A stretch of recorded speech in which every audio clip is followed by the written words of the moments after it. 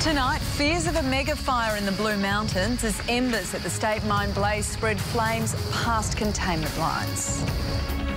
The battle against Mother Nature with fears lightning strikes could spark new blazes.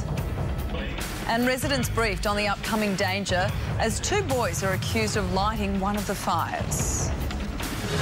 This is 7 News with Sally Bowrey. Good evening. We've been praying for rain, but tonight there are fears dry storms rolling in could bring lightning and a fresh risk to the New South Wales fire emergency. There is the threat that strikes could spark new blazes, increasing the danger to homes and lives. Here's the situation right now. 61 fires are burning across the state. 13 of them are out of control. Authorities fear 3 blazes in the Blue Mountains could merge to create a mega fire stretching hundreds of kilometres. In a moment, we'll have the latest from community meetings held tonight to inform townships of the danger that's expected to build as conditions worsen on Wednesday. But first, to the state mine fire, where flames have jumped containment lines. As dusk descended in the Blue Mountains, a new threat roared out of the bush. Residents across the fire zone have tonight packed into community meetings to be briefed on the danger to their communities. More than 1,000 people turned out at Buxton, south of Sydney. Many people had to listen from outside as officers from the Rural Fire Service explain the risk for the coming days and what the state of emergency also means for them. There are fears the fires burning in the Blue Mountains could combine under tougher weather conditions. It's feared a mega fire could be created with a front hundreds of kilometres wide. It was today described as a demon in the mountains, and in just about any direction you can see why. Police have declared zero tolerance for looters. With homes abandoned in the bushfire emergency, there have been reports of burglaries on social media.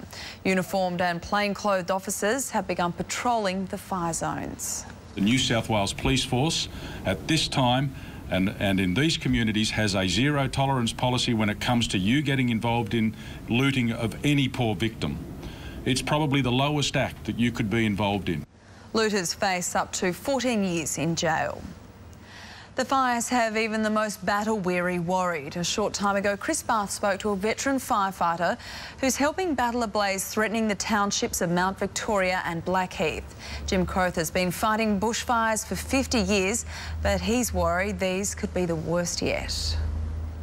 It's very similar to some of the others, but the conditions, the dryness of the soil, the dryness of everything around here. And unfortunately, the weather is expected to worsen on Wednesday. Into tomorrow, we've got that weak southerly change. That's going to move up the coast later tonight, but its effects will be gone by morning tomorrow. Warm and hot is the story across Sydney. It will be dry, but we do have a few isolated showers and thunderstorms. We're not expecting much wet weather with that, though. The winds will be moderate northeast and they'll be freshening along the coast. Top temperatures will be around the 27-degree mark on the beaches, 28 in the city and rising to 34 in Penrith and Richmond, while up in the mountains a shower storm is expected. Looking ahead, it looks like on Wednesday things will peak even further still for the western suburbs, 35 degrees before some light showers. Unfortunately, at this stage it doesn't look like we'll see any more wet weather for the rest of the week, with temperatures remaining in the high 20s. And that's 7 News for this Monday evening. Don't forget, Sunrise will have full coverage of the bushfire emergency throughout the morning, and 7 News will be with you throughout the day. I'm Sally Bowrey. Thanks for your company. Good night.